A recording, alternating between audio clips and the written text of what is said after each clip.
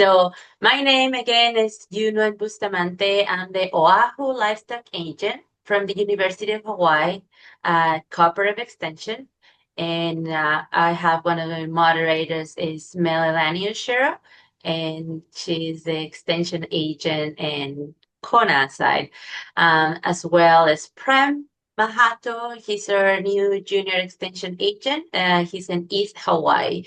So as we all know, this series starting at 10 a.m. is a duration an hour and a half. The first hour is going to be just Dr. Archer presentation, and the last 30 minutes is we're going to be answering all your questions that you have regarding to poultry.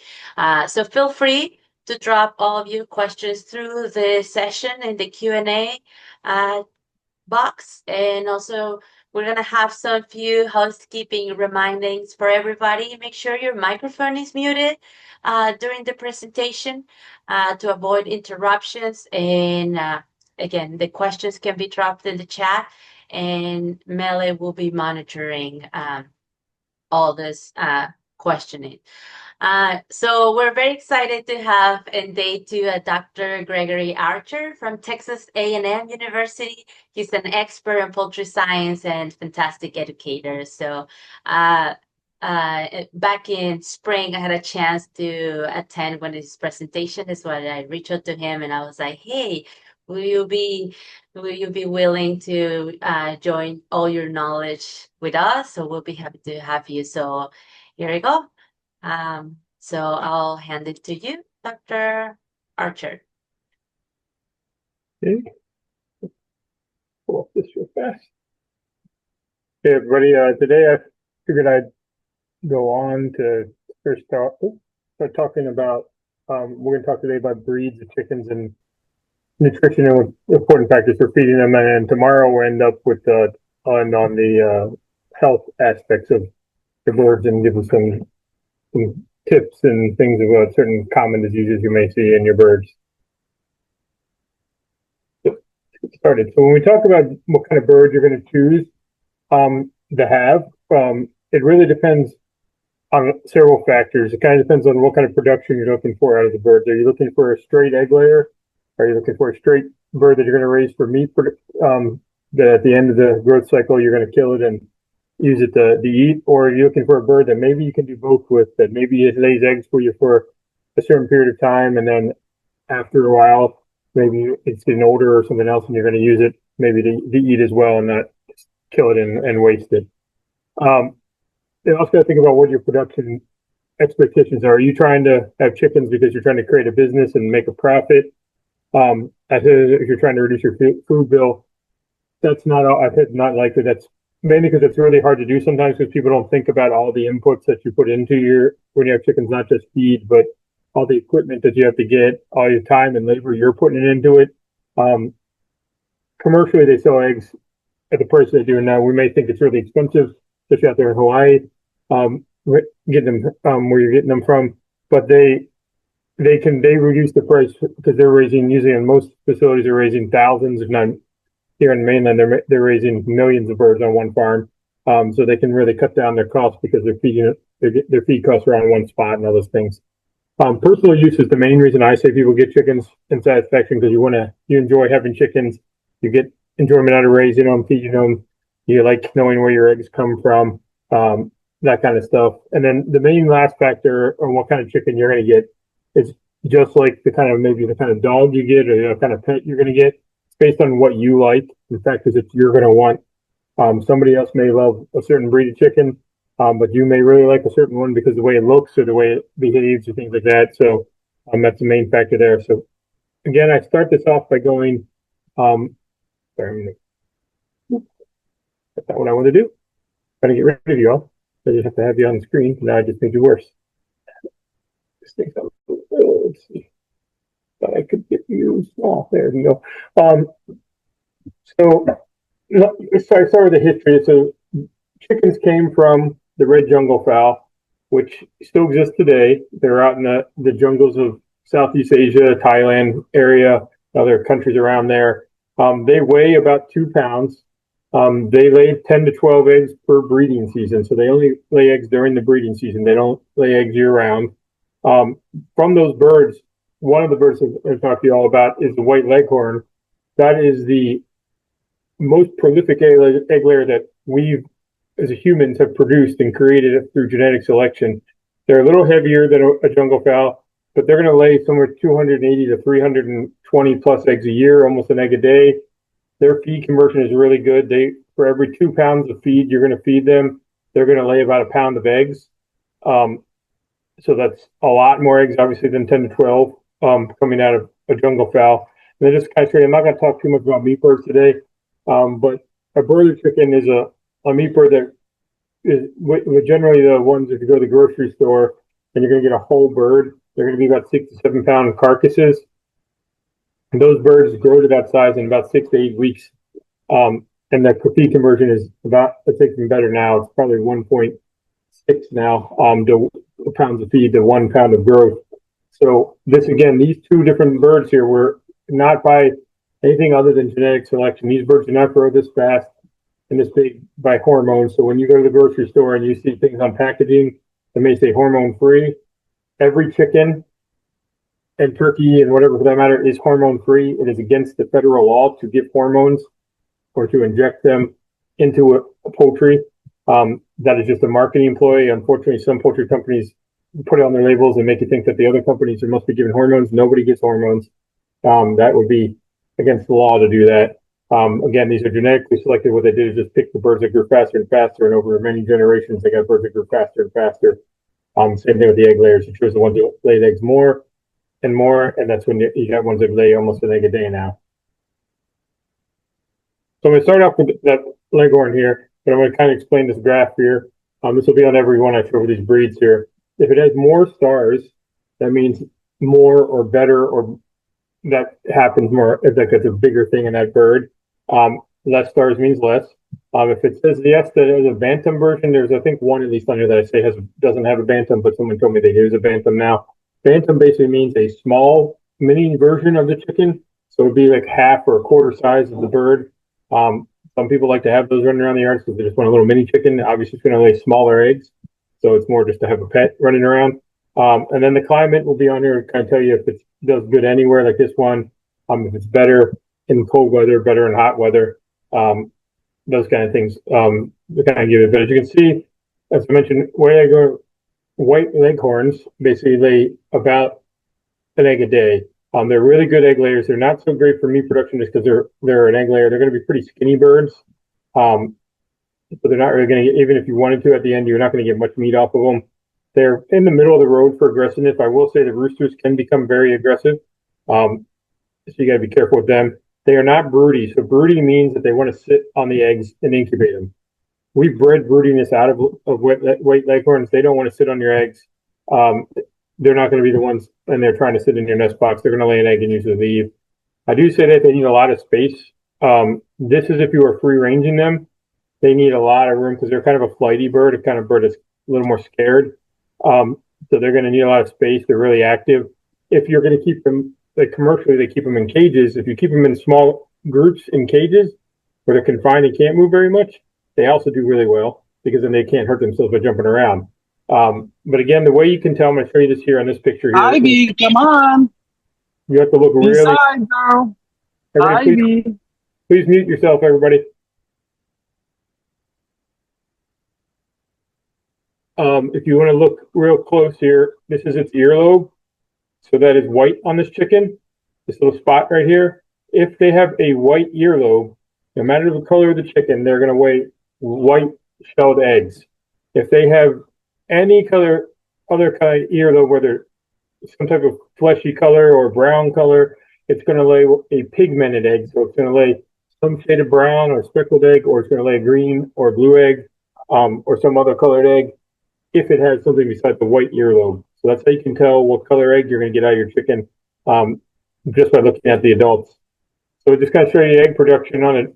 Just a typical white leghorn commercially. What you see is, as I mentioned yesterday, they come in to lay around 20 weeks of age, and then they're going to lay eggs at 90% for a long time. And by the end of a year and a half out here, they're going to be still laying around 70%. So you're still going to be getting an egg almost every day. They're going to skip 3 days out of a 10-day period, usually for an egg. For you, this isn't a big deal. Commercially, by this point, they get rid of the flock, or they do a multi-thing, or have them bump up again and get a little more time out of them. But this financially for a commercial flock is not enough. Oops, somebody's drawing on here. It's not enough for them to get financially keep the birds. So they're feeding them too much feed to make this viable. But again, for you, you can keep chickens. People ask me how long chickens last in a flock. I've heard people have chickens for over 10 years. If they're still alive, they may be laying an egg here and there. It really depends if that bothers you or you need something more. Again, this is what I was talking about, the molting. This is what they do. By light or other means, they molt eggs. I don't know. Whoever Janet is, if you can somehow figure out how to get the red line off the thing, it's going to get forever. This is the on my slide. This dip here is what happens when you stop with them laying eggs and they bounce back up and you get another lay cycle out of them. And this is why I said if you don't give them light in the winter time and they go out of lay, they'll naturally this. Again. Use that line. Sorry guys, it's just in the middle there. And I put the one who named was Janet grew up by accident.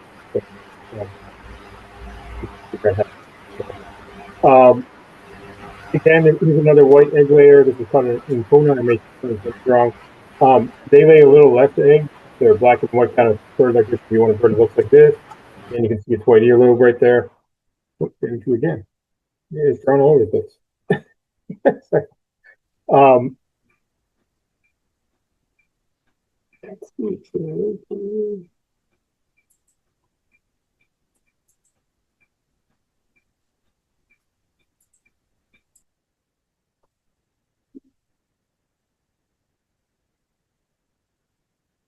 I don't know how to get that off there.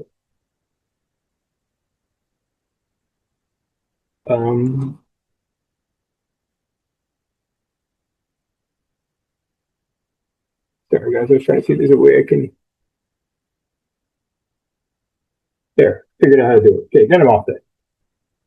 Okay, so you can see that they are not very good meat production. They are not aggressive, so they're a lot less aggressive than the white leghorns. They aren't broody as well. So if you're looking for another white layer, this one may not lay as many eggs, but they're going to kind of reduce the aggression problem of a little bit more aggressive in a leghorn that you're going to get there. And they do have a bantam version, and they do well anywhere.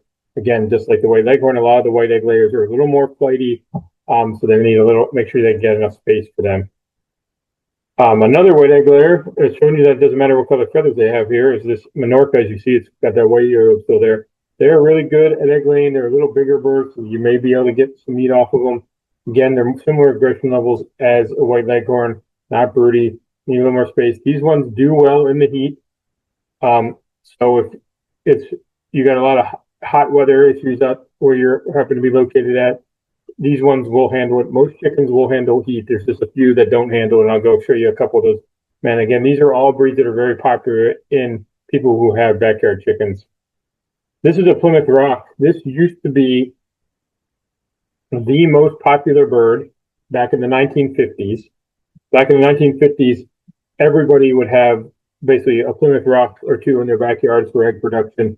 They lay a lot of eggs. You can see over 200 eggs. They're great for that, but they're also a little heavier of a bird, so they could actually, you could kill them and cook them and eat them as well. They're not aggressive. They don't have broodiness. They don't need as much space needs as some of the other.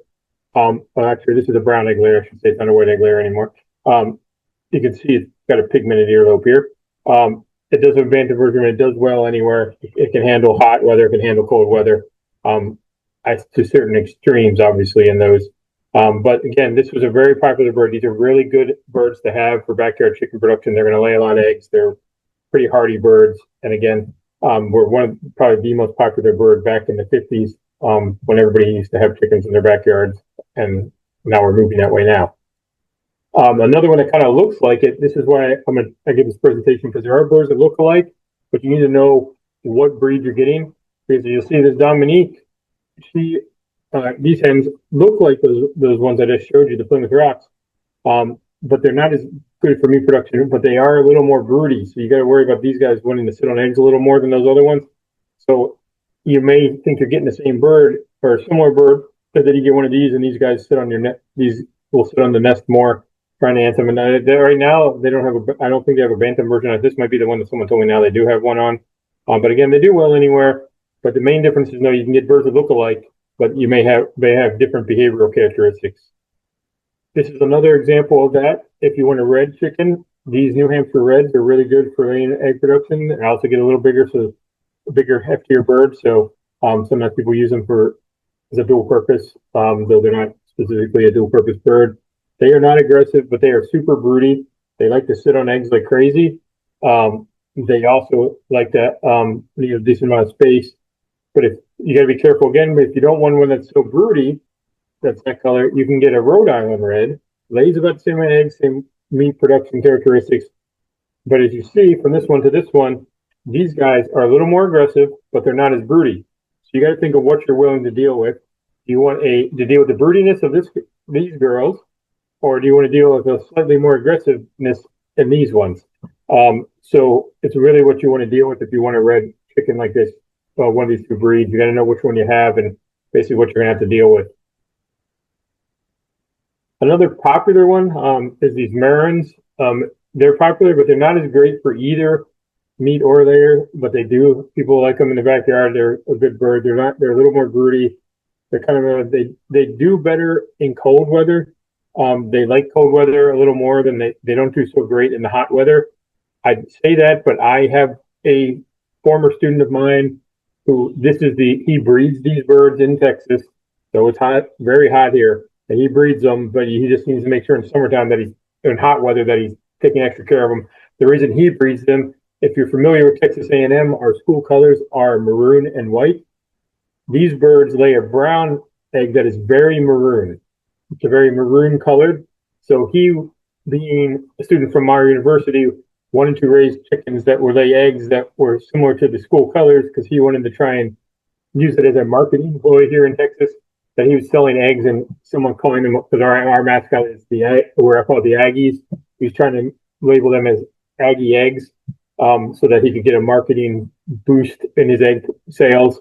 So he would breed them and try and get more and more maroon eggs. That's what his goal was, and then he could sell them as these were Aggie chickens. But they do lay a really dark colored maroon egg. But if you like really dark colored eggs and you live in hot areas, is Pandesicas. You can see there's some of their eggs are a nice darker colored brown egg there. They are a good egg layer, but they do really well in the hot weather. Some people like them just because they have these kind of purplish blue legs as well, and these kind of feather colors here. But again, knowing what kind of breed you're dealing with, are you going to want to deal with birds that are good in the hot weather, or birds that are better for cold weather that you're going to have to take care of really well in the hot weather so that they don't die and get heat stressed? A lot of people like to get the colored eggs, not just brownish or speckled. They want a green or a blue egg. There's also a couple other breeds that lay slightly different other colors out there. But the green egg layers are called the Araucanas. They lay a lot of eggs. They're not necessarily the biggest eggs in the world. That's why the egg layer here is a little lower than some of those other ones that lay about the same amount of the eggs. They're not really aggressive. They do like to sit on eggs a lot. You see they come in many different feather patterns and colors. You see they have these little tufted faces, so some people think this is cute. This is a rooster of them. These roosters can get really big compared to the hens. So the hens are usually a little smaller, but the roosters get pretty large. So do be aware if you get a male one of this, he may get large. I actually have one of these guys, and he probably stands almost up to my waist, and how big he is. He's a really big rooster, and he's somewhat aggressive. So yeah, when you see the aggressive thing, not really aggressive for the females.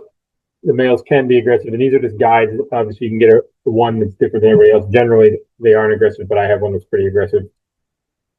If you like blue eggs, these ones are even better egg layers, the Americanas. Sometimes these two are different. Some people call it Easter eggers. All these ones on here, they kind of get blended together. Again, they're not the best. They don't lay the biggest eggs, but they come in lots of different feather colors. You can buy different ones, depending on which kind of Americana. You may just get a mixed bag and not know what color they're actually going to end up at. Again, just in case you wanted blue eggs, these ones are out there. If you're looking for meat birds, lots of the mail order things sell meat birds. They sell ones that are more like commercial birds like these that are white ones, or they sell ones that come in red or black. And again, you can see how These ones can grow really fast. These are fast growing breeds. There are slow growing ones out there. If you want a more naturally slow growing chicken, there's lots of different ones out there. These are just some of them, the red rangers, these slow grow white ones, the rainbow rangers. As you can see, these ones take 12 weeks. Some of them take 16, 18 weeks to grow to that same 6 pounds. They're going to grow more slower, and you're just going to have to feed them more. So it's going to cost you more. So if you're looking at doing more natural, then these ones are great. The more slow growing thing, you just may have to spend more on feed. If you're looking for a bird that you just want to get meat from the birds fast, grow them in 6 weeks, get a bunch of meat, store it in your refrigerator or freezers, then those are. I will say, if you do process birds ever, and I'm not going to go over how to do that stuff, if you do kill a bunch of birds that you're growing for meat, do realize you don't want, it's going to take a long time for them to freeze. So if you have, even if you have a separate freezer you're putting them in, you need to realize that it's going to probably take several days for them to actually go to be frozen, because they're going to be hot carcasses. Usually, even if you cool them down, it's going to take that's a lot of mass for your freezer to cool down. So you may want to kind of put them in a little.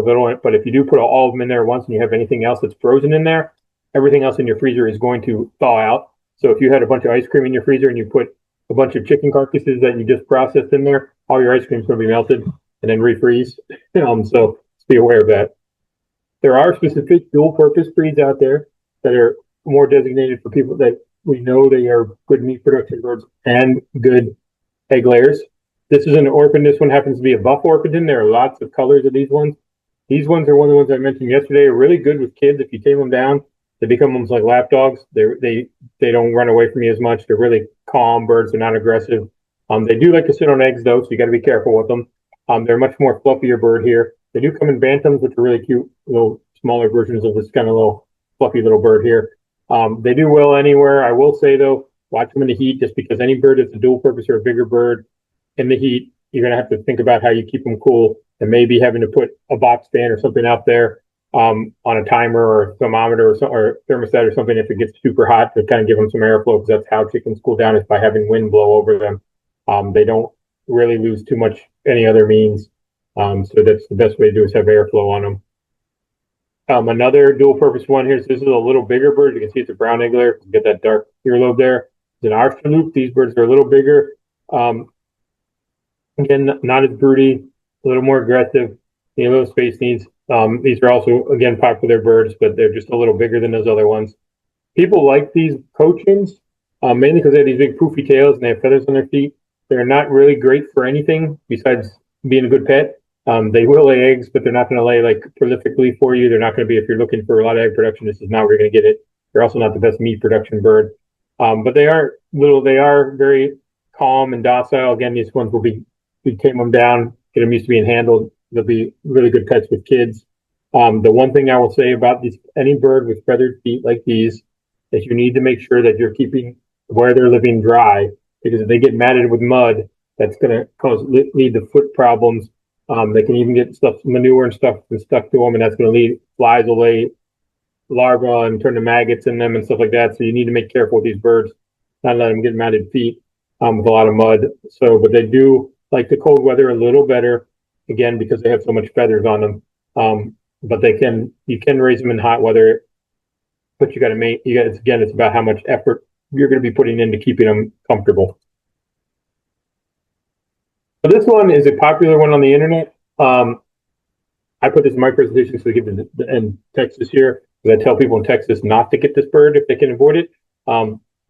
These birds are basically, it says Jersey Giant. These are giant chickens. They are basically like turkeys. You can see on YouTube things about them. People sometimes think it's like artificial intelligence made up little fake videos. These ones really will stand taller than your waist or up to your waist. They're going to be like turkeys. They get huge. And that's why it says they're better in cold weather, because they do not handle heat very well. I know people here in Texas where it's hot raise these birds, but during the summer they have to really do a lot of effort to keep them alive, because if it gets really hot, these birds get heat stress really easy and die. But again, they're really popular on the internet. Thing I talked about yesterday, knowing where your sources are coming from. You're in forums where people are like, "Oh, I love my Jersey Giants." You may find out where you live. They may live in cold regions or cooler regions, so their birds can actually do okay there. If they live in a hotter area, they may not do so wonderful. But these are really big birds. Some people like them, like I said, because they just want a giant bird running around the yard. It's kind of be like, "Hey, look, I got these huge chickens," and that's what these guys will be. On the opposite end of that, again, for a really good heat tolerant bird, these Catalinas, if you can find them, are really good in hot weather. They do really well. They stand to really hot weather up much better than a lot of the other birds there. They're a decent egg layer. They're kind of middle of the road aggression again, not really broody at all. But again, if you're looking for a bird that's going to do well in the hot weather versus that Jersey Giant, it's sort of these are the opposite spectrum. So there is kind of a breed for every situation out there. There's also a lot of these kind of birds. So again, it really depends on what you want. I'll point out a few of these ones. These ones on here are what they call Polish crested birds. They have these crazy little feathers on their heads. This is another type of bird with another kind of crazy feather right on his head here. You get different feather patterns. This is a laced pattern. So you can get different colors of laced birds. But when their feathers look like this, it's generally called laced. This is more what we call a game chicken. Looks more like a jungle fowl color pattern and stuff. These birds are much more upright standing than other chickens are. They stand more vertically.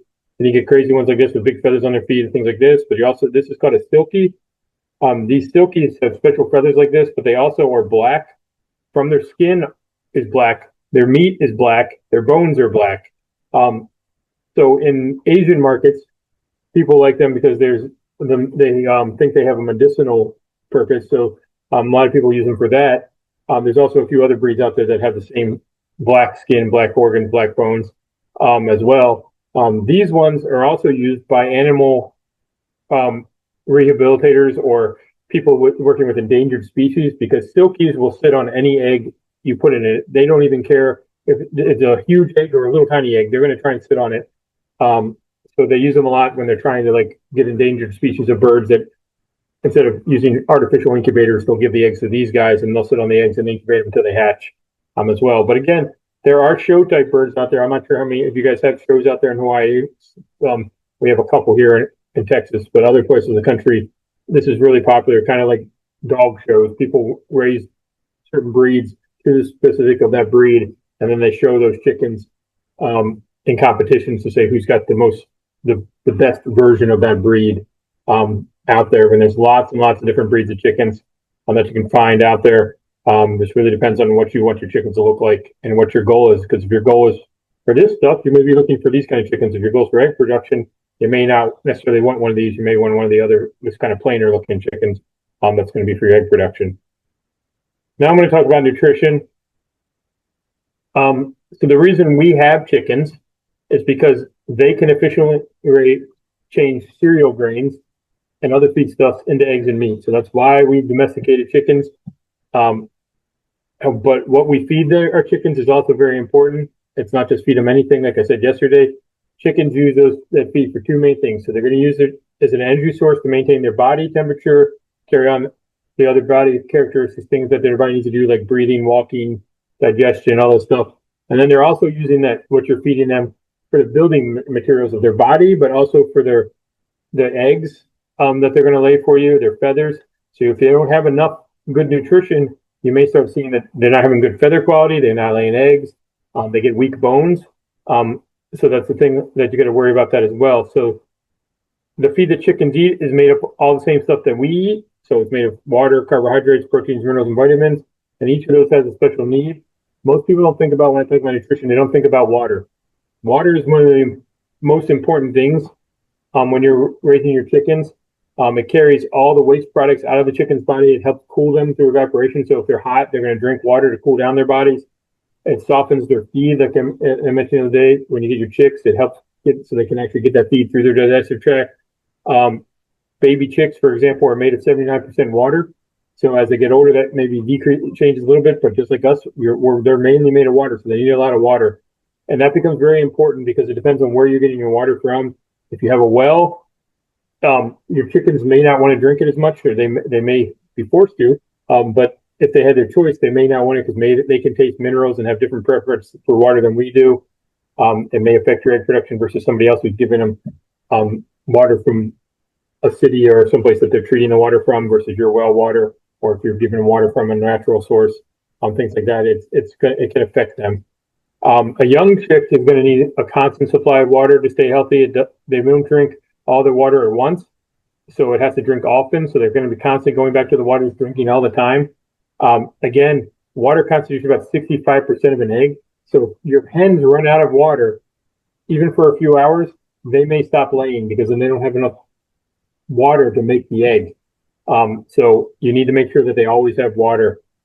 Making water available at all times is really important, either through a water fountain, a trough, nipple waterers, whatever you're going to use for them.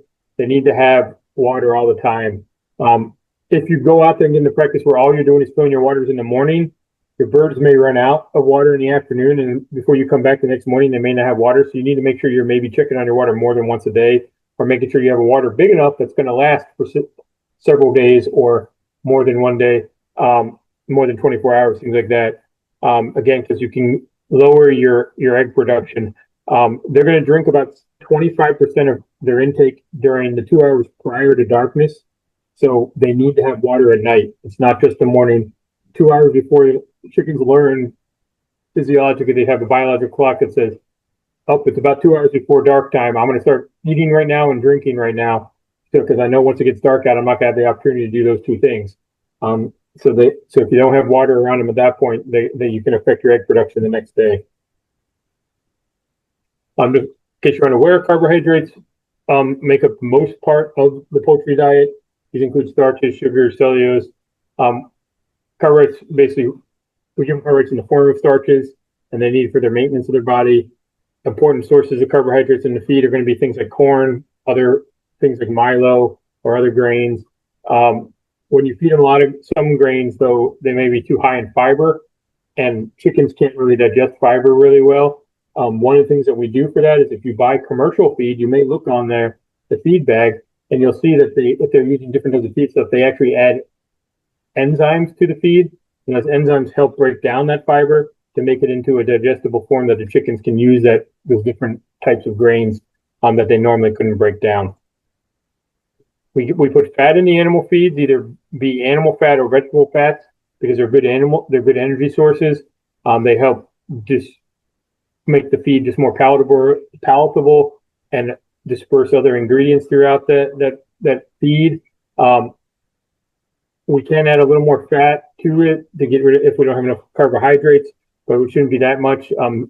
Again, carbohydrates are what cost less than fat, so you really don't do that too much because it's much more expensive to put a lot of fat in the diet than it is to put carbohydrates. Proteins are the next thing in those. We need those proteins in their body. One of the main things that we look at when you look at a bag of feed, the type of bird you have and the age of your bird, the protein levels are what you're going to a lot of times look at. That's needed for making the albumin and other stuff in the eggs as well. If you look at a bag, as I said, it's going to tell you the crude protein levels is one of the main things it tells you. And then most of that, again, comes from a lot of different animal proteins, fish meal, meat and bone meal, plant proteins like soybeans. Soybeans probably the main one that we feed chickens and chicken feed.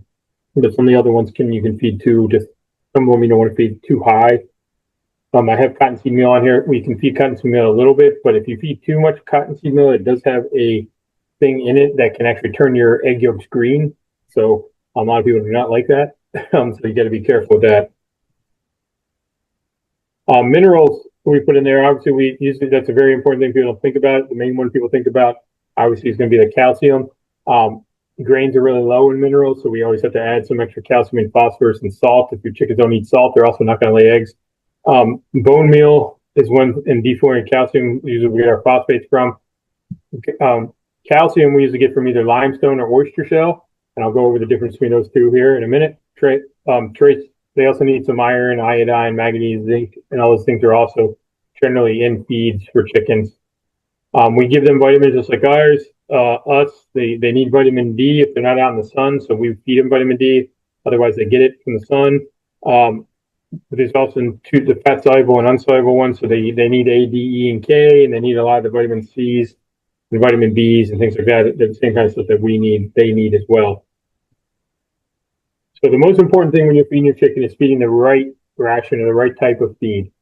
There are lots of different ones. You go to the feed store, you read online. There's things like, they call them things like starter, grower, finisher, layer, pre-layer. Those are all designed by some nutritionists for a certain stage of life for that bird, and often sometimes even for the type of bird. So knowing best for your birds is very important. You need to know what age your bird you're feeding, what kind of bird you're feeding. Are you feeding layers? Are you feeding meat birds? Are you feeding brown layers versus white layers? Sometimes you can find feed for one or the other of those. Again, some people ask for organic feeds, antibiotic-free feeds. There's all types of stuff out there. And then you know, again, what you're raising that bird for, what the purpose of your bird is. So generally, if you look, I have the meat birds here, I have young layers, and I have laying hens here. If you're looking at the protein levels, you can see in a brother, it's generally going to be higher than it is in a laying bird because they're producing meat, so they need protein. If you look at their calcium levels, initially they're around the same as a young layer, but once this bird starts laying eggs, she needs a ton of calcium, and she doesn't need as much protein anymore. She doesn't need to really be making meat. She needs to be having a lot of calcium in her diet. You'll see, again, fat levels are lower in layers than they are in brothers. The same thing, brothers need more energy because they're producing meat so much. And they have usually less fiber. Usually we're giving a little more fiber to a laying hen, as you see on this. But as you can see, there's different ages that we can feed birds different levels of things. And this is just one example. The most common feed mistakes that people make is they give young birds a layer ration. You just go to the feed store somewhere and you say, I need a chicken feed, and they just give you the first one. If they give you one that is for the birds that are for older birds that are laying eggs, you can really do harm to your birds because they're going to have too much calcium for those young birds in that feed. So you need to make sure you're feeding a starter or a grower feed to your younger birds, depending on how old they are, rather than feeding the laying hen feed that you can that's usually labeled like layer feed. You also don't want to mix scratch grains. A lot of people like to get scratch grains, and I'll show you this in a few pictures, and they like to feed scratch grains, but you really shouldn't mix that into your ration. You shouldn't also put things like cracked corn in your diets, like add extra cracked corn, because that's low in protein. Mixing that cracked corn into a commercial diet, you're basically diluting out what a nutritionist has designed the feed for. So they may not get enough vitamins and minerals that is intended if they were just eating that feed. They're not going to grow as well, possibly that, and lay eggs maybe less. And less resistant to disease, so they could get sick. They can also, nutrition deficiencies can lead the birds to go after each other and have some of that aggressive stuff that they go feather picking at each other. They can also get lameness. They can get soreness or even die from that if you mess up their diets too much. The second most one is not feeding enough of the appropriate feed. So your chickens should have feed in front of them all the time, basically. You should not be feeding them so they eat it all real quick and then they're done. They should have feed for whenever they want to eat. There's only a few differences, and I'll go over that a few times where you want to let them eat all their feed out. One of those times is when you want to, and I think I'll go over this later, you want to let them clean out their feeders at least once or twice a week so that you're not leaving old feed in there, but you want your chickens to basically be always having feed.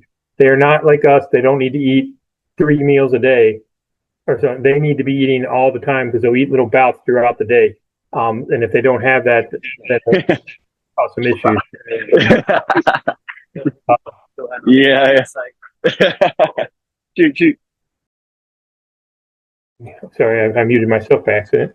There's a difference here between white birds and brown birds. If you look at how much feed they're going to eat, just in that one laying cycle here. So if you look early on, they eat about the same for the first 6 weeks, but during that growth phase, between 7 and 18 weeks before they're starting to lay eggs, brown layers eat a lot more feed, 3 times or more how much feed. So if you have a brown laying bird, you're going to be going through a lot more feed than someone who's got a white egg layer, because these birds are putting on, as I said, they're usually a bigger bodied bird. They're putting in a lot more meat and bones because they're a bigger body, so they're going to eat a lot more feed. So if you look at the total amount of feed over they eat a little more during the layered phase too, 20 more pounds. If you look at the total of that, you add those up, you're about maybe 100 pounds of feed for one layer over a 70-week period from baby chick to a 70-week-old bird on white layers. But if you look in the brown birds, you're an extra 50-pound sack of feed in that same period of time. So you're buying an extra sack of feed for those birds. So they do eat significantly, and not just one bird. So if you have 10 birds, you're having to buy 10 extra sacks of feed in that same time, in that year and a half, than you would if you had only white layers. So just be aware of that. If you've got brown laying birds, you're going to have to feed them more than someone who just has white egg layers. This is a kind of a breakdown of what the basic layer feeding program, the intake. You see, they should at least get have a diet of about 17% crude protein, about this level of energy, and then these are some of the other crucial things here. But the one thing on here you'll see, generally, if you want to average out a laying hen when she's in lay, is going to eat about 100 grams of feed a day. So if you want to figure out how much feed you need, you're going to have to do some conversion with math to pounds, but you can figure out I have 10 birds, so I need to multiply that by 100 grams a day by 10 by 30 days in a month, and that's going to give you how much feed you're going to need to feed that group of birds a month. I'm going to give you an idea how many bags of feed you're going to have to buy or whatever, or how to make your feed or whatever you're doing for your feed there. This is a very simple diet that we've used before, just showing you, mainly made it with ground corn and soybean. The percentages there. This could change somewhat depending on what your source of corn and soybean are, obviously, if you were trying to make it specific. But the main ingredients are corn and soybean. We add some of these methionine, lysine. We add limestone, monophosphate salt, and then we have a pre-mix for our vitamins and minerals. We'll basically give you about an 18.5% layer diet with about 2.5 crude protein, similar to those numbers, like 4% protein that I showed you earlier on.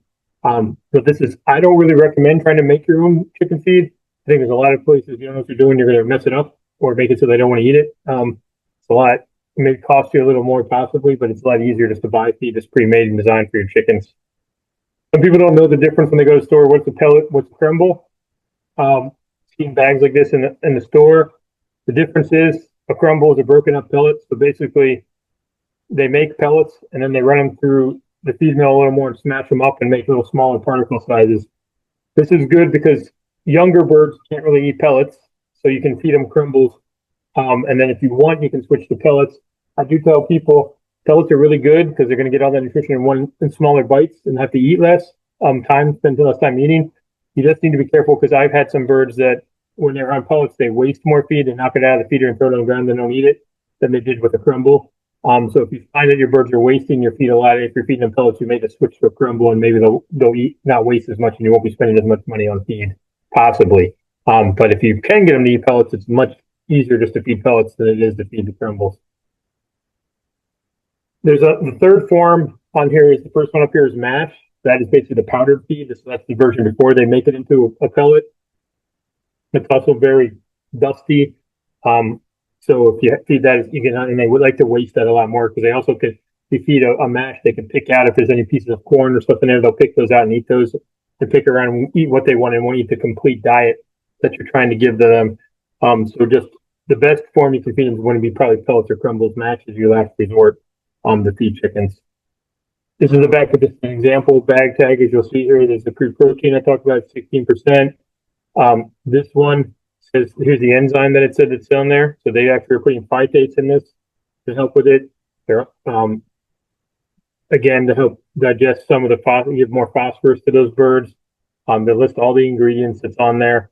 Everything that they're going to feed them is going to be listed on here, just like us. The one thing to notice, this is what if you go to their website, they say about this feed, they say that their feed should be a free choice feed. It's a sole ration. So the only thing you're feeding to a bird after 18 weeks of age, so they'll tell you this is it's Laina is for birds that are 18 weeks or older. Throughout the laying cycle can be fed to adult female chickens, can also be fed to roosters. It's not going to hurt the roosters. And always provide, but you can say this on their website when they're talking about feed, they're saying provide shelter and constant supply of fresh water. So even they're telling you there that don't just feed this, gotta make sure they got water and some place to get in and out of the weather. And the consumption is going to vary by time of year. Obviously, if it's hotter weather out, your chicken's going to eat less. It's colder weather, they're going to eat more because eating makes you increase your body temperature. So if you're already hot, you don't want to eat. Because you're going to make your internal body temperature go up, so they won't eat either. So scratch cranes, some people like doing because they think they're cheaper. And this is an old price, but they're cheaper. And I can buy a 50-pound of this and just feed my chickens. So if you look at this, I just showed you a bag tag that had a 18% protein. This one has 11%. It's not enough protein for your chickens. They cannot live off of this. that amount. So again, so 16 versus 18 or 11 there. It says on the bag, feed to adult chickens, ducks, geese, or turkeys to encourage natural pecking and feeding instincts. Scratch grain is a supplement to the complete feed and should not compromise more than 10% of your bird's diet. So, and also give them plenty of fresh, clean water. So you can feed this to them if you just want to go out there and you want to throw it in your handfuls of it and make all your chickens run up to you and peck around. You can do that, but this should not be. You need to make sure that it's not more than 10% of the total food that they're going to eat in a day. If you give them a ton of this stuff, they're not going to eat the other stuff, and they're not going to get good nutrition. They're not going to lay you eggs. They may get sick. They may die. So make sure you're giving good nutrition to your birds. Calcium, as I said, is very important. Generally, feeds are balanced for calcium, but sometimes birds have stressful times in their lives, either because social stress or environmental stress. So they may not be laying it. So you may have to supplement some calcium occasionally, and let them have something else to eat there, or top dress your feed with some stuff. And as I said, the two main sources are limestone and oyster shell. Both have the same level of calcium in them. But oyster shell is considered what we call insoluble, so it's a slow release form of calcium. So when they eat it, it stays in their digestive tract and takes longer so they can have longer time to absorb that calcium. Limestone generally is very small, especially if you buy the kind that's like basically like powder. It's going to go in the chicken, its mouth, and come out the other end really fast. So they're going to have very little time to absorb that calcium. Unless you can get large particle size limestone, it's always better to try and supplement with oyster shell because they're going to have longer chance to absorb that. And you can do that when things like when you start seeing, like if you see thin shells in your eggs, or sometimes chickens start laying eggs with no shell, then you know that your chickens aren't getting enough calcium for their body at that moment for some reason. So you need to supplement them, and hopefully that'll bring back the egg shells and they'll start getting them. Again, it doesn't mean that your feed's bad your feed may have totally appropriate levels of calcium in it. It just means that those birds might be going through a more stressful period in their life for some reason, and they need more because they need to absorb more. Calcium is very important, not only for the eggs, it's for their bones. So chickens, just like humans, can get osteoporosis. So if you're not giving them enough calcium, their bones will start getting brittle and be much easier to break, just like elderly human beings. So be aware of that. You're making them produce a lot of eggs for you, so especially if you're doing that, so they're going to be needing a lot of calcium to not just make those eggshells, but also support their own bones, because that's where they're going to leach it from to make those eggshells.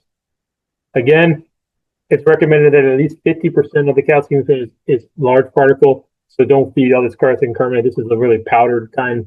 Don't feed more than 50% of the calcium. You want to at least feed equal amounts of this and that if you're going to do it, but I would just say if you can afford it, feed this kind. The reason many people feed this stuff because this is a lot cheaper than oyster shell is. So if you have to mix it, just make sure you're mixing them at an equal rate. So you're getting 50% of their diet being large particle. People ask me, can chickens survive just on eating vegetation? So Colony Houses, in fact, this is a book that we got from some guy who came to me years ago. Gave me this book that was published in 1950 about chickens. I looked in it, found these pictures, like, yeah, all the vitamin requirements are taken care of when birds have good green, young, tender grass. So if you have good green, young, tender grass all the time, which you guys may out there in Hawaii, they're going to get most of their vitamins from that. They're not going to get the other nutrients they need, but they're going to get a lot of vitamins from that. So they're going to get a lot of vitamins and nutrition from eating that grass. But in most places around the world, it's suitable range like that isn't really available all the time, except mainly in spring and summer. So you can't always rely on it. You got to make sure that they actually have that. But again, this is only going to do for their vitamins. And it's not really doing for all that protein and carbohydrates and stuff that I just talked about. Just think like, again, alfalfa is good. Chickens will get some stuff out of that, and so clover as well. They can get some good nutrition out of that as well. If you want to just give them extra stuff to eat, that's always good. I talked yesterday about the feeding green, affecting the xanthophilia that can affect it. This is showing you how corn has probably the highest in general of the feed stuff that we have, about 20 milligrams per kilogram. Then the other ones don't have as much. But as I talked about yesterday, if you look at marigold petals, that's 7,000 milligrams per kilogram compared to corn, was only 20. If you feed marigold petals, you're going to get darker yolks. This shows you that if you don't feed any, you get a white yolk. So you can change the color of your eggs by what you feed them if you want to do that, or you just buy feed that already has marigold petals. A lot of the feeds out there nowadays put that on the back of the package somewhere. It says our feed has marigold petals in there. So this is you don't have to follow this program here, but this is an example program for feeding your birds. I said you can feed a starter for the first 6 weeks of your chicks' lives that should have around 18 to 20% protein, somewhere at a 1% calcium level, and somewhere around that energy levels there. It'll say that on the back of the bag. That's what you're looking for, what they call a starter feed for those first 6 weeks. And I mentioned yesterday that I recommend buying medicated starter because it has an anti-coccidiostat in it, which will stop coccidiosis from happening to your birds, hopefully. And then after you're done it, if you don't want to feed that, you can find lots of the feeds nowadays are unmedicated, and you can feed unmedicated feed. You just may have some coccidiosis problems possibly to deal with. Then you want to switch to a grower for the next 10 weeks after that 6-week period. You see it lowers the crude protein a little, keeps the energy and calcium about the same, but you're lowering your protein slightly in those birds. And then sometimes you can find these. If you can't find them, you can just skip to a laying feed at this pre-lay cycle or keep them on the grower for a couple more weeks. It doesn't really matter. The pre-lay one, the good thing about a pre-lay is that it keeps that crude protein, but you see it bumps slightly up the calcium level. So it's starting to raise that calcium to get your birds ready for laying eggs. So if you can find a pre-lay for those first 16 to 19, 20 weeks of age for that 1 month there, it's going to help prime your birds to be able to start laying eggs. After that, you want to feed your laying feed, which is again going to be that 18 or higher, 18 level of protein and 3 to 4% level of calcium once they start laying eggs. This is again showing you brown birds. It's very similar to the white one I just showed you. Just as you'll see, they have a little higher protein needs because they're a bigger bird. If you can find feed like this for your brown layers, that's great. If you can't, you just feed whatever feed you can get them, but generally they need a little extra fat. And you'll see the similar things with the calcium levels going up as they get older. This developer is just an extra one you can put in there. You can skip this one and just do grower too, like I did before, like the last one. And then again, this pre-lay, if you can't find pre-lay, you may just switch to layer slightly earlier to try and get their bodies ready with increasing that protein, that calcium there. So feed and water again should be given to all the time. As I said, you want to. I recommend when you get baby chicks to get a tray or something that you can spread some feed on, because a lot of times it's really hard for the baby chicks to reach into feeders, especially if you're using bigger feeders, and actually get that. We use egg flats that we fill them up with cardboard egg flats with feed, so chickens can jump up in there, run around in there, and they start eating on the first week or so, and then we take them out. And it takes about a week for the birds to learn to use feeders generally, so that gives them a good start and gets nutrition going in them, and not having them struggle to try and jump into a feeder or reach their mouth and over the lip of the feeder to try and get feed. Just let them run around and scratching it. But you don't want to leave that in there too long because they'll make a mess of it and start pooping on it, things like that, and then they'll be eating. You got to worry about them eating contaminated feed. You want to keep that feed available at all times, as I mentioned, but avoid them wasting it. If you are using a trough feeder, usually you don't want to fill it more than halfway full, because they'll pull the feed out. You want to keep your feed trough or your feeder where the level of the middle of your chicken's chest. So you need to raise your feeders. You don't want your feeders always on the ground. You need to either raise them by hanging them, or you need to put something under them that's stable so you can raise them up. Your chickens should have their feeders hitting them in the middle of their chest, where the food level is, so that they don't have to reach down and they're having to reach up to eat feed. There should be enough feeder space for all your birds, obviously. Most feeders will say this is rated for about 20 or 30 hens. So just make sure you have enough that if they fit around. They won't be around it all the time unless you haven't fed them and then they're starving. Usually they'll come and go as they need it. Just make sure you put it in some place where obviously it's out of the weather, so you're not getting your feed wet. You don't want moldy feed. How you handle that feed is important. Nutrients will get destroyed if you hold it for too long. Fats become rancid in your feed. Mold and bacteria. You do not want to feed moldy feed. If you have moldy feed, throw it out, because it can make your chickens get sick and even die. Just make sure you buy good quality feed. You store it in a clean, dry, rodent-proof area if you can. Never store bags on a concrete floor. Always put them up on top of a pallet or something else, because if they're on a concrete floor, those bags will wick moisture from the floor into the feed, and then you can get moldy feed that way. I recommend storing them if you're going to store it in a watertight type container, your feed, but don't use metal containers, because metal can help increase the chance that your feed's going to become rancid, and it also destroys the vitamins faster in your feed. If you put them like in a metal trash can, you want to put them in a plastic container. If you're going to use a metal trash can because you want to have something metal to stop the rats or something from getting into, put a trash bag liner inside of it, then put your feed inside of that so that the feed itself is not touching the metal. But do that way. If you are going to get feed, in a bunch of feed at a time, you should never store feed longer than 1 month in the summertime when it's hot out, and more than you can store it up to 2 months when it's colder weather out. But generally, keeping your feed for more than a month isn't the greatest idea. When you are buying feed from wherever you're buying it, look at the bag, because it should have a mill by date when they milled it, when they made it. Get the freshest feed you can. I say this because nowadays they sell chicken feed in all types of stores. I've seen it in Walmarts and other places. You don't know how long it's been sitting there, especially if it's not a popular place for people to buy chicken feed from. If it's a popular place, the bags usually turn over just because people buying it. If it's not so much, those bags could sit there for 6 months or more, and you don't want to be feeding that to your chickens. You want as fresh a feed as you can. Said again, you don't want to feed any moldy feed, because that can actually make your chickens get sick.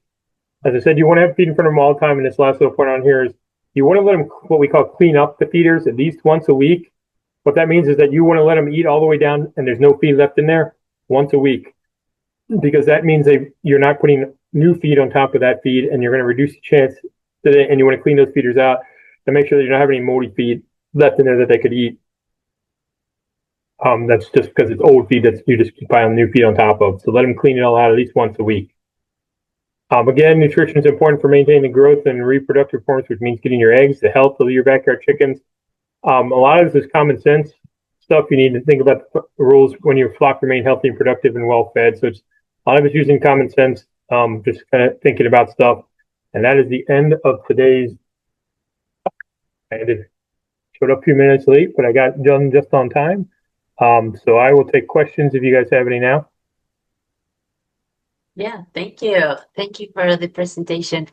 Just a friendly reminder, we dropped some demographic survey. Please feel free to fill it out. And at the end of our webinar, we're going to have a program questionnaire. So also that will be very helpful for us. But Mele, go ahead. We have a couple of questions. Yeah, Dr. Archer, there's a couple here in the Q&A, and you may have addressed some of this already, but is it true that chickens have a set amount of eggs for their lifetime? Yes. So chickens are only going to lay a certain amount. They actually have way more ability to lay eggs than they actually will. Most chickens, let me turn my camera back on so you can see me. All right. Most chickens will only lay a certain amount in their life. They actually produce millions of ova on their ovaries, but they don't actually ever lay that many. It's usually generally in the thousands. How many eggs they're going to probably have a good. I mean, like I said, chickens will lay pretty consistently for 5 years or more if you're keeping them healthy. But their egg production is going to decrease, just like in us when we get older. We stop being as productive. They're going to be less productive. But I've heard people have chickens as old as 20 years and still laying an egg here and there. So you can have chickens around a long time. It just means that they may not be laying an egg every day. It just depends if you keep them around and you want to keep feeding that bird and having them as your pet. Again, it's what you want to do. Now, I don't know if you want me to read these questions. There's a couple more in the Q&A. Next is, can you see them in the Q&A? No, I can't see them on my version. That just says your moment to complete one of your demographic forms. The only thing I see. Okay. All right. So next one is, I ferment my chicken food and add sea kelp, oregano, turmeric, garlic powder, whole oats, whole flax seeds, and red chili flakes. This method seems to keep all mites, lice, and pests off my chickens. Do you think this is a good practice and healthy for my chickens? Yeah, lots of those things have, or or have different organic oils or different plant things like there have lots of different medicinal purposes. A lot of those actually do work for stuff. Just be careful on how much you're feeding. Because sometimes if you feed too much, something could be bad for your birds. But if what you're doing now isn't hurting your birds and you're seeing good results, I'd say probably keep doing that. A lot of things you see just right off there, I've read that are very people have used. I've done some experiments with some of that stuff myself. Oregano seems to do a lot of good stuff for birds. In terms of, some of those are good for also, like you said, keeping internal parasites down or helping get rid of them more natural ways instead of using a wormer. I'll talk about some ways that you can worm your birds with certain products that are out there tomorrow, but some of those ones are good again for doing those things. So flaxseed oil is good, I think, for the threes too. I think in your birds, in your eggs, so things like that are all good. Just be careful of how much, and you don't want to unbalance your ration. If you're buying a commercial feed, make sure that they're eating their commercial feed to what you're expecting. And those are just supplements that you're feeding them, because if you are mixing too much of that in there, you could be causing them, like I said, to not eat enough protein or enough calcium or things like that because they're getting too much of those other things in their feed. All right, next one says, for calcium, am I correct in understanding you prefer oyster shells? Yeah, oyster shells are better just because of the particle size. If you can, I use limestone sometimes. You can find kind of big pellet versions of it. That probably works closer to what an oyster shell would. It's just a lot of times when people use the limestone, they're finding very fine powder or really small particle size, really small like granules. And that goes through the chicken really fast. That's the main disadvantage of limestone, is that it goes through the chickens and they don't get a lot of time to absorb it. One of the main times chickens absorb calcium is going to be at nighttime. So if they eat a bunch of that stuff right before they go to bed, they're just going to sit with their gut and they have a chance for it to eat. So if you give them that stuff and they're able to supplement right before they go to sleep, it'll sit in their gut overnight and they'll be able a chance to absorb it as well. So it's usually better to try and supplement later in the day than it is in the morning necessarily. All right. Next one. Is there a temperature range for water? You don't want freezing cold water, but the cooler your water is, the better. The hotter the water, just like us, they don't necessarily want to drink it. So if your water is super hot, you may want to make sure it's in the shade. It's not going to be, they're going to drink, if that's the only thing they have to drink, they're going to prefer cool water over warmer water, especially if it's hot out.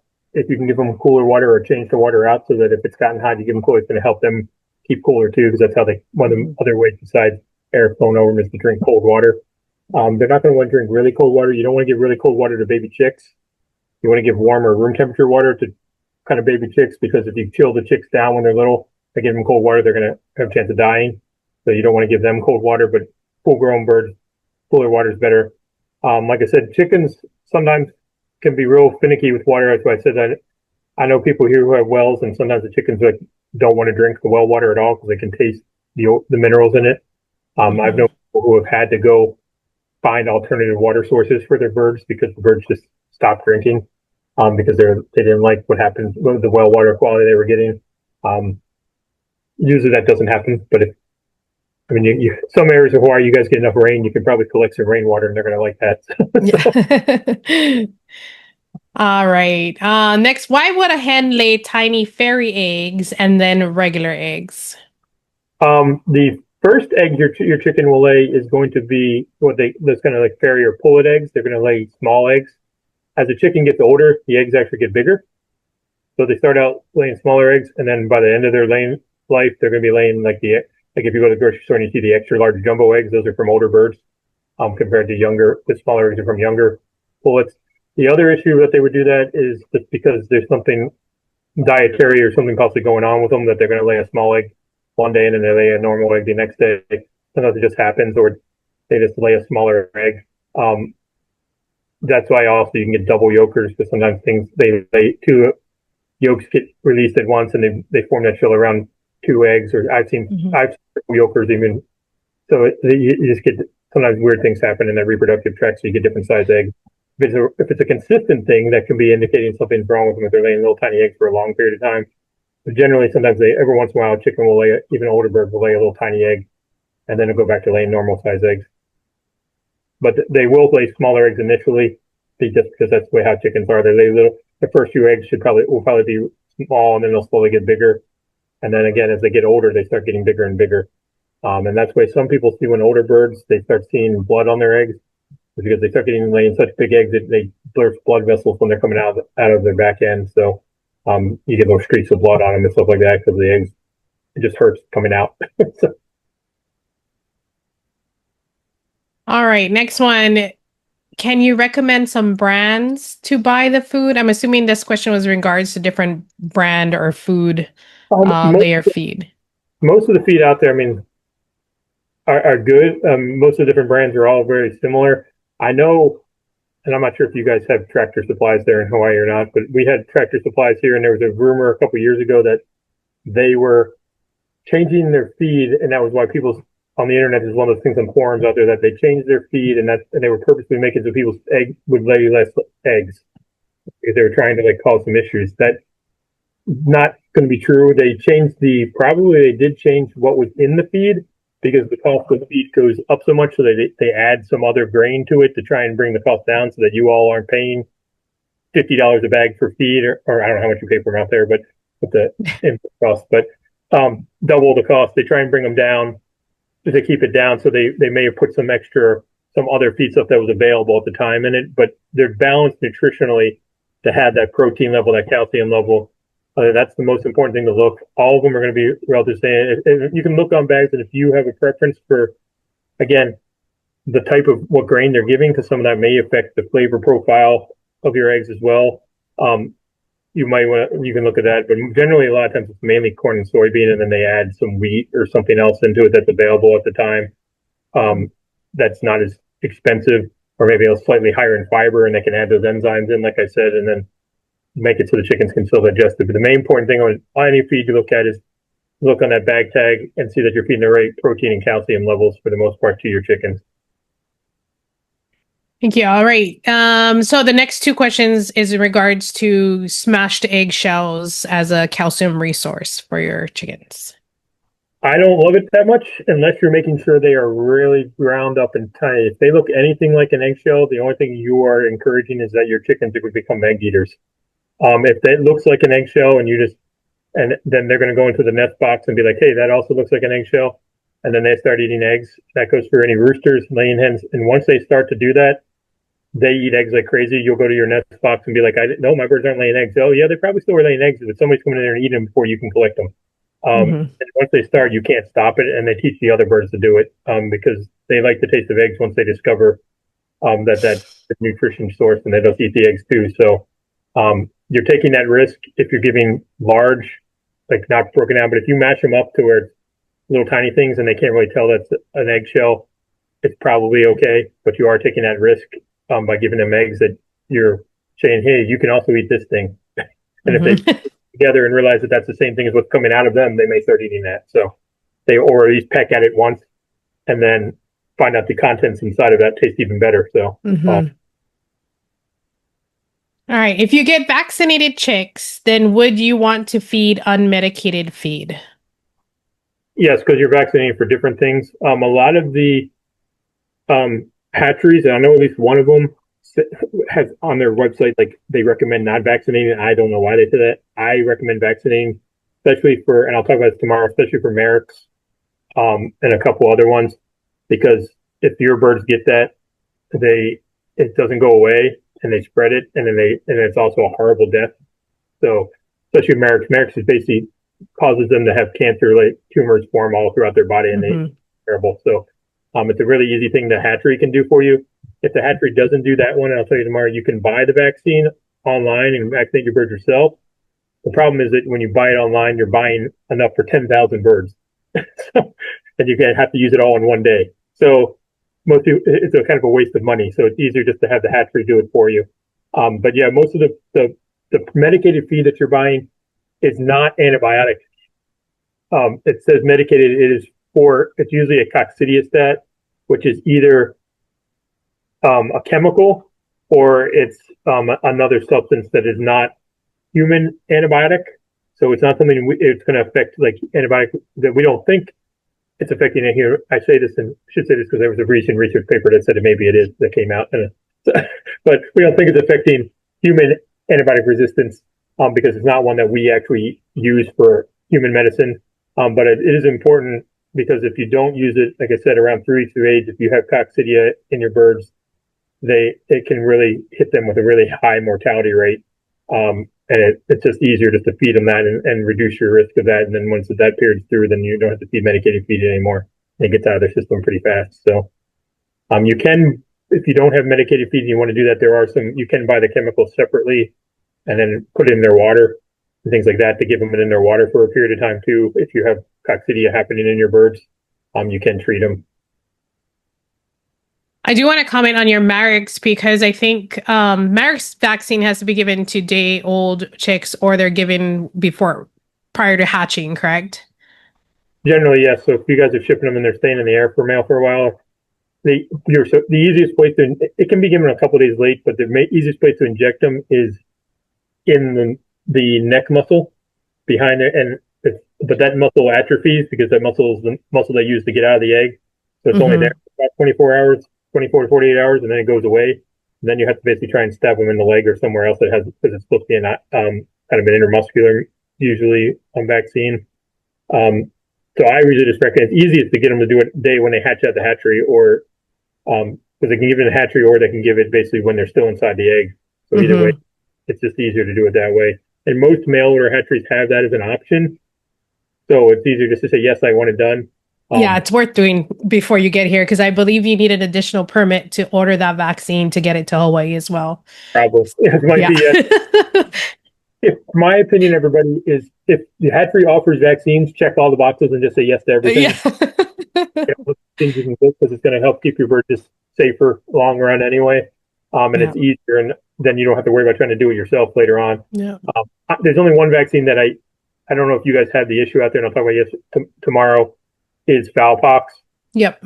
If you guys have mosquito issues, it's spread by mosquitoes, and that's about the only one that you do a little later in life that I recommend people getting for chickens because that one causes some issues if they start getting it.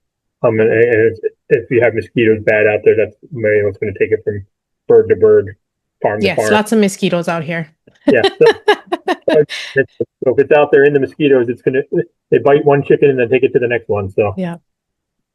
All right, your next question. It says, I don't have any easy access to grower feed. Can I keep my chicks on starter until they are 16 weeks old and then ready to go on the layer feed? You can keep them on a starter feed. Generally, you'd want to try and get one that has a little more protein in it or changes that protein level. It's not going to do too much to them. You don't want to the main thing is you don't want to switch them to layer feed that early, like I said, because there's so much calcium. If you can't find it, it's better just to keep them probably on the starter feed than it is to switch them to the layer feed. You can get away with just going usually a lot of places. Some companies don't even sell the other ones; they just sell non-laying birds and laying birds feed too. So it just really depends on what brand you're using in that too as well. But you can get away with that. You don't necessarily have to switch. Ideally, you would have them on a grower just because it's going to be the right diet for them when they're growing all their bones and their feathers and stuff as they're getting bigger. It may be a little more important in the bigger, heavier breeds like the brown birds because they need different protein levels. But smaller, skinnier birds is not that is much of a deal. All right, your next one. Can we feed our chickens with bread? Yeah, you can feed your chickens anything. They'll eat bread. They're not like ducks where they say it expands and kills them that I know of. We actually do feed poultry feed. Poultry feed people make feed with bakery waste. So they go and pick up all the day-old bread and all the donuts and places bakery waste, and then they grind them up and put them in chicken feed. So that's one of the ingredients that we actually use. So chickens can eat all that stuff. You just Again, anything you're feeding them scrap wise, I usually tell people that is a treat. Think of it like you're giving them a treat. It's not what you're trying to make them live off of because it's very hard to make sure you're giving them a balanced diet by feeding them table scraps. But they'll eat bread. They'll eat any meat you want to throw out there. They'll eat meat too. So they'll eat that kind of stuff. They'll eat your vegetables or whatever you got left over. that if you don't want to compost it, you can always just throw it out there for them to eat and they'll eat it too. So. Next one about calcium. I've heard the chickens will regulate their calcium. I have oyster shell available, but they stopped laying. And when I added oyster shell on top of their food, they started laying again. And we talked a little bit about that. Yeah, I talked a little about that. So that's mainly, if you put it, if they're not going to free choice it, if you mix it in with their feed or put it on top dress, they just eat it randomly anyway. They'll eat some of it and get in them. But if they're not laying, one of the main indicators or they're laying shellless eggs may be that they're not getting enough calcium. And again, that can just change because they're getting different stressors. It could be social stress because you brought in new chickens or something else in the environment's going on, or it's hot out or cold out, or there's a cold or extra rainy or something like that that's stressing them and they kind of go out of lay for a bit. But if you notice them going out of lay, like I said yesterday, that's one of the key indicators something's going on with them. Because most of the breeds that you guys are going to get are going to lay an egg a day or an egg every couple of days, 2 to 3 days, no matter what. Their bodies are just kind of programmed to throw an egg out. Okay, next one is, are you saying it's more costly to raise brown layer eggs compared to white eggs or white layers? For feed purposes, yes, and lots of other aspects. They eat more feed. That's going to be the main thing, one of the main things, and then it's also going to be they're less fearful than most of the white laying ones, so they're a little better free range. That's why they've historically used brown egg layers for free ranging eggs production. But again, they're bigger birds generally. They're a larger bodied bird, so they're generally they need to eat a little more. All right. Next one. If I feed my hens a lower protein and feed them black soldier fly larvae and black oil sunflower seeds at night, will that make up for the protein? It may, if you're feeding the right amounts. Yeah. Are a very good protein source. And there are people trying to look into that nowadays about making that an alternative protein to kind of take some soybean out of the diets and add some other protein sources. We've done some of that stuff too. You just got to make sure, again, if you're not knowing how much you're exactly trying to compensate in and how much you're putting back in or taking out, it gets a little iffy there, but you can feed it to them. I like to feed chickens, soldier fire larvae and all that stuff just as kind of a supplement. They like to eat it. It's enrichment for them. You give them even dead or live larvae, give them something to do. I mean, I've been known to go down to the pet store and buy live crickets and then let some crickets loose with my chickens and watch them chase them around and eat them. They have a lot of fun. Good entertainment. diet, but it's at least giving them. One thing you are risking if you do that, you're giving live. I will say, if you give any live insects to your birds, like a cricket, you are taking a chance that cricket had a parasite in it and gives it to your chicken. So be aware of that. So just you got to be careful with that because they may carry worms or something, and then they give it to your chickens, and then that's the chickens got worms because you fed them crickets, like I just said. So. What are your thoughts on using a fodder system? I think fodder is great if you want to give, again, as a supplement. I think a lot of the fodders have good protein and other vitamin sources in them. Again, it's just really hard to say that you're going to give them just that and have them get enough of everything they need. You can put those out. The other thing is maintain those. That's one of my things. Me and another colleague are actually thinking of trying to do is how we can think of we're going to look at doing like an automatic fodder system where it constantly puts for chickens that are maybe indoor housing, they're kind of a mat of fodder that comes in every day so they can pick out that and have that. They don't get to go outside and give them something to eat. But yeah, fodder is definitely a good thing. It's not a bad thing to give to them. Again, it's just everything everybody's talking about here is all you can do it. Just be careful not to do it in excess and not be feeding them what they need. And that's you'll see that a lot if your chickens stop laying eggs or they start getting sick or you feel them. I think we talked about the other day. Every once in a while, you should probably pick your chickens up and feel them. If they feel like they're extra skinny compared to the last time you fed them, then something's probably going wrong with your chicken. If they're too skinny and you may be like, well, maybe, some breeds are skinny, but you may need to kind of know, is this too skinny for my chicken? And maybe it's sick or something else is going on or it's not getting enough nutrition and I need to feed it a little more. Next one. Do we need to vaccinate chickens for the flu? I'm assuming This is in regard to avian influenza. Assuming you're talking about avian influenza, you can't at the moment. Yeah, there's nothing for that yet. There are vaccines out there in the world, but I don't believe we can get them in the U.S. at the moment. There's one Yeah. approved vaccine for avian flu in the U.S., but no one's using it. We as an industry would like if we could. Yeah. The main reason you cannot have avian influenza, and it just doesn't affect you all as much as backyard chickens, and I'm just trying to educate you all of this, is because if we vaccinate our commercial birds for avian influenza right now, it affects world trade.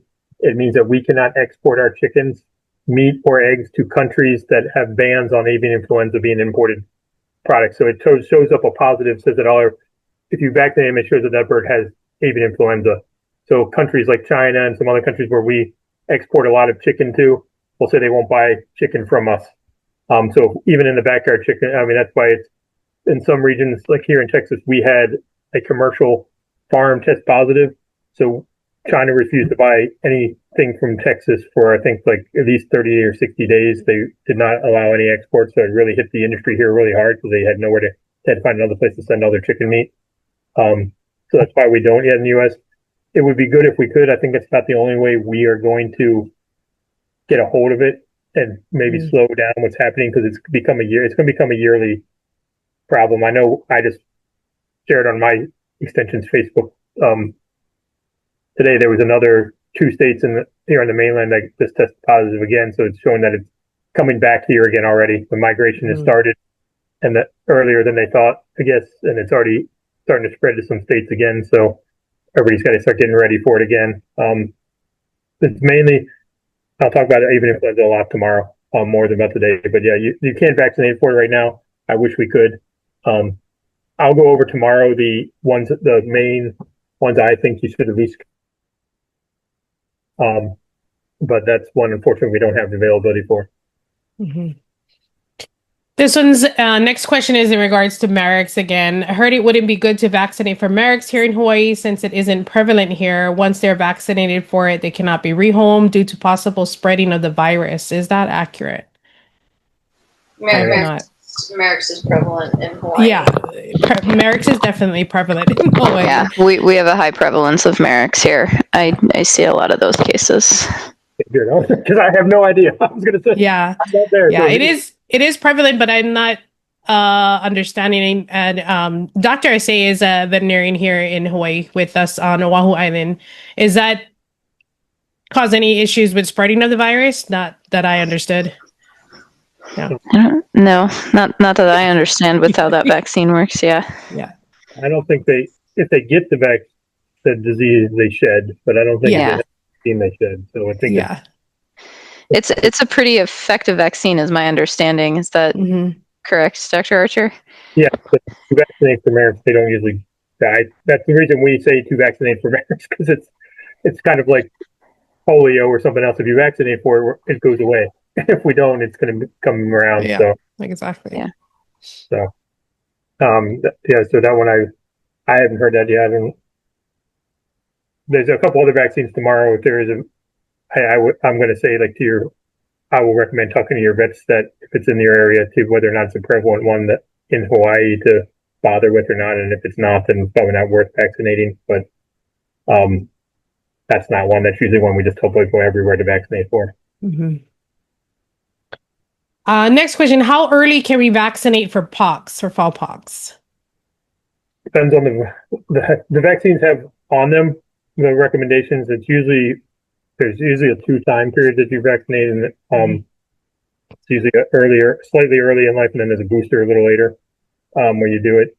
If your birds ever got fowl pox, then they're technically vaccinated forever. So, but if they survived it, fowl pox usually doesn't kill your birds itself. It's the secondary stuff that happens with it. Terms of making it hard to eat and breed, those kind of things, depending on how bad the pox is. But I think most vaccine that I've seen that we can get here access is 6 to 8 weeks is I think the ones that we get here. But right. On my presentation tomorrow, I just can't remember off the top of my head. Yeah. It's the first 20 minutes a little later. Yeah. All right. Last one. Again, related to black soldier fly. Does it help to lower feed costs if you add black soldier fly or insect protein to the mix? And is there a certain ratio, which I think you discussed a little bit about already? The ratio, I mean, I don't know if it's going to decrease your cost or not. It depends on how much it costs you to get soldier fly and how much you have to add, what your source is, because that's the one thing. We use soybean mainly in chicken diets because it's historically been the most cheap source. Mhm. The main reason people are trying to get soybean out of chicken diets is because the whole concern about eating too much soy and estrogens and things like that are in soy. But finding alternative sources of protein. I mean, I fed chickens diets that had zero soy in them. They survive. They don't grow as well because the other protein sources aren't as easily for them to digest and things like that. But yeah, I don't know if you're going to save money. It really depends on how much you add, and I don't know the ratio you'd have to add. That's the thing in nutrition. You have to sit down and figure out what you're feeding and make sure you're still balancing the diet out with whatever you're adding to it. Well, that was the last of the questions.